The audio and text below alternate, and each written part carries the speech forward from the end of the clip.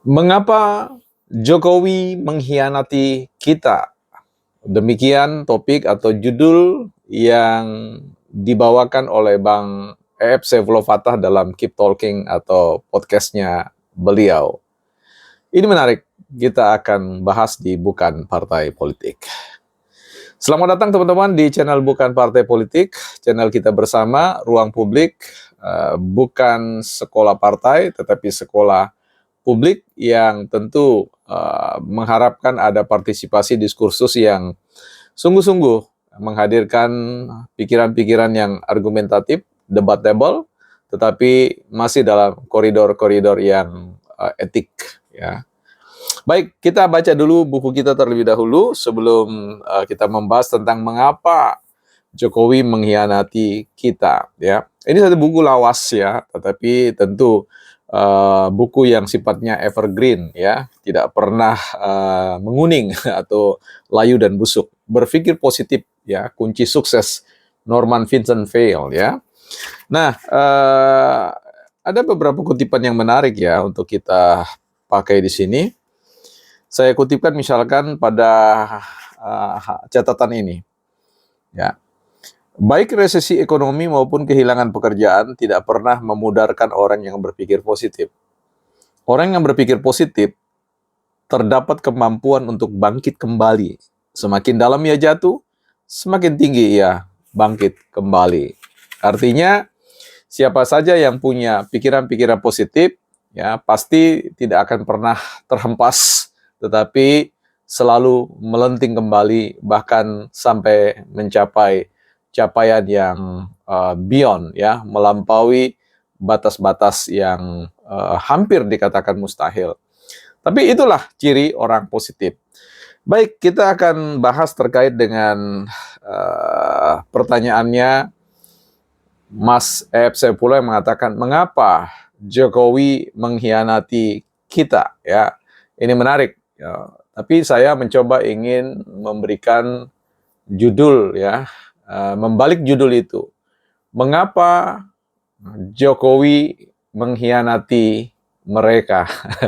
Ya, jadi bukan lagi mengatakan mengapa Jokowi, ya, why Jokowi mengkhianati kita, tapi mengapa Jokowi mengkhianati mereka. Artinya, pilihan diksi kata kita yang coba dihadirkan, ya, disematkan oleh Mas EF Saifullah Fatah terkait kita itu ingin mengatakan representasi dari semua rakyat Indonesia. Seolah-olah Jokowi itu dalam sistem kenegaraan sudah, ya, ada di atas, ya, sistem ketatanegaraan sehingga seorang diri bisa mengkhianati kita, ya.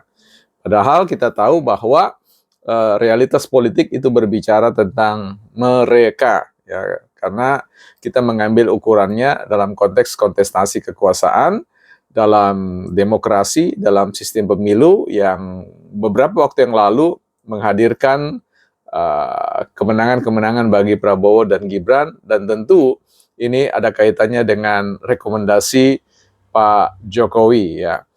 Nah, sementara ketika kita bicara tentang diksi mereka, ya, kata mereka itu tentu tidak menghadirkan sebuah representasi keterwakilan dari semua orang, ya, tetapi dari pihak-pihak yang memang memiliki kesimpulan bahwa memang Pak Jokowi mengkhianati mereka. Nah, disinilah yang kemudian kita perlu pelan-pelan untuk merespon ini, memberikan tanggapan argumentatif, ya.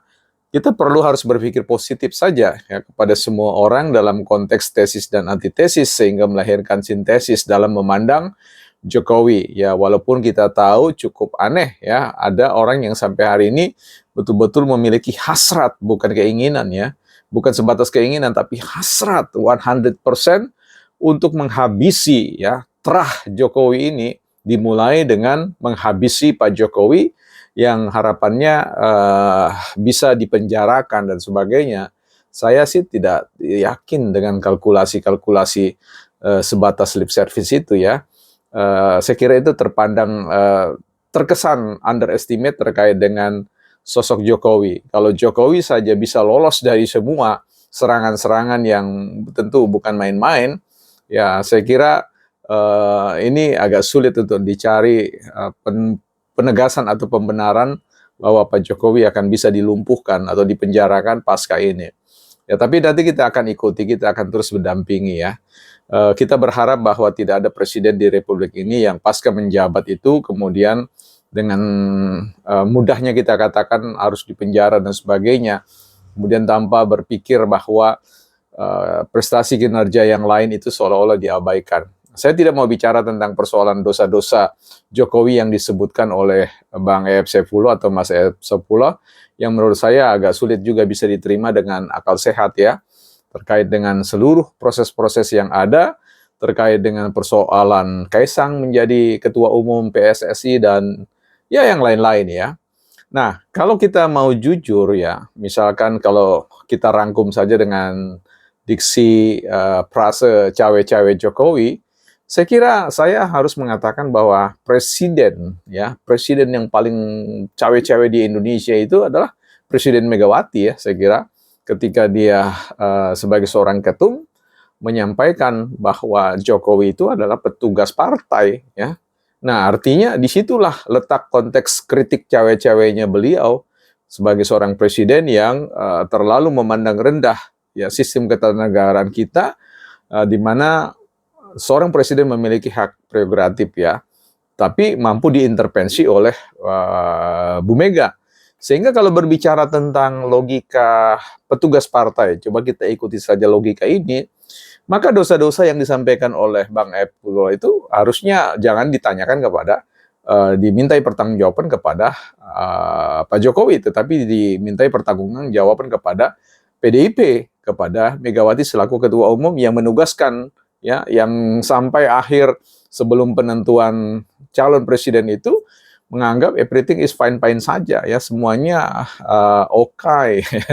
Baik-baik saja, tapi ketika kemudian Pak Jokowi berbalik arah, baru disinilah dianggap Pak Jokowi lah yang memikul semua dosa-dosa yang mereka tuduhkan itu. Ya, disinilah kita melihat bahwa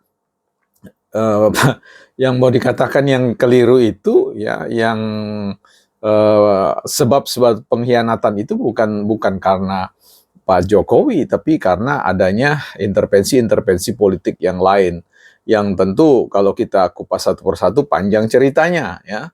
Tapi di sini sebenarnya kita ingin menyederhanakan saja ya, bahwa yang mengkhianati itu saya kira bukan Pak Jokowi ya.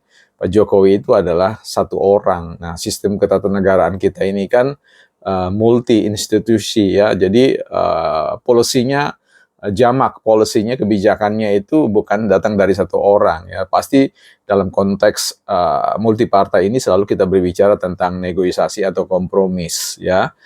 Semua kebijakan-kebijakan negara yang dibuat oleh Pak Jokowi itu tidak pernah datang dari benaknya Pak Jokowi sendiri ya. Semua itu merupakan hasil dari sebuah konklusi, sebuah penarikan kesimpulan dari ya dengar pendapat lah seperti itu. Kalau DPR kan ada sesi dengar pendapat ya.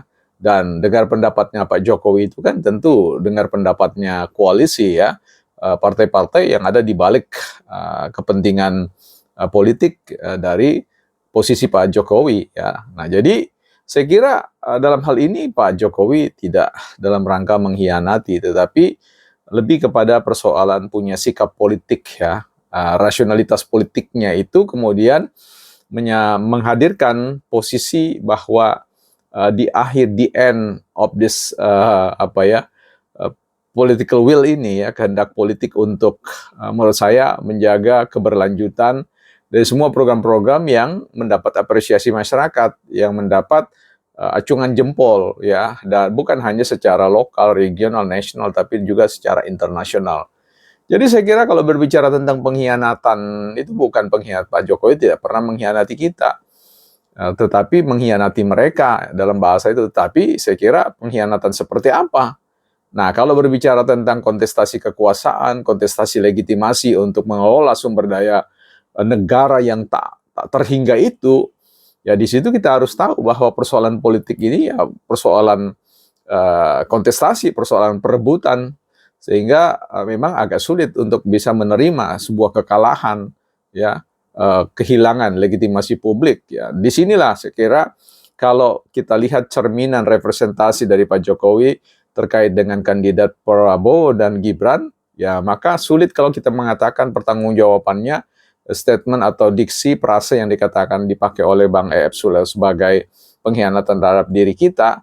Saya kira itu gugur dengan sendirinya, ya. Kalaupun mau diterima, ya sebut saja pengkhianatan terhadap mereka. Mereka siapa? Ya mereka yang tidak setuju dengan kebijakan Pak Jokowi, ya. Tentu semua ada motif-motif ekonominya, semua ada kalkulasi-kalkulasi kekuasaan di situ, ya. Kekuasaan untuk membuat sebuah kebijakan mau dibawa kemana, ya. Negara ini mau dibawa kemana, mau diberdayakan, siapa yang mendapat apa, dan seterusnya, ya. Saya kira ini catatan kita, ya, dan juga tentu menjadi sebuah peringatan bagi kita semua untuk mengawal proses transisi kepemimpinan Presiden Jokowi dan Pak Prabowo dan Gibran ini, ya sesemut mungkin, ya, sesmooth mungkin, semulus mungkin. Artinya tidak terjadi riak-riak yang tidak perlu, ya. Tentu kita perlu mewaspadai bahwa kepentingan kekuasaan ini bukan hanya berbicara tentang kepentingan 5 tahun ke depan, tetapi berbicara tentang puluhan tahun ke depan yang bagi sebagian kelompok tertentu yang kita sebut mereka itu memang ingin menghabisi, ya, kedikdayaan, ya, pengaruh positif dari kinerja Pak Jokowi yang berimbas pada penerimaan publik terkait dengan keluarga atau terah Jokowi, ya.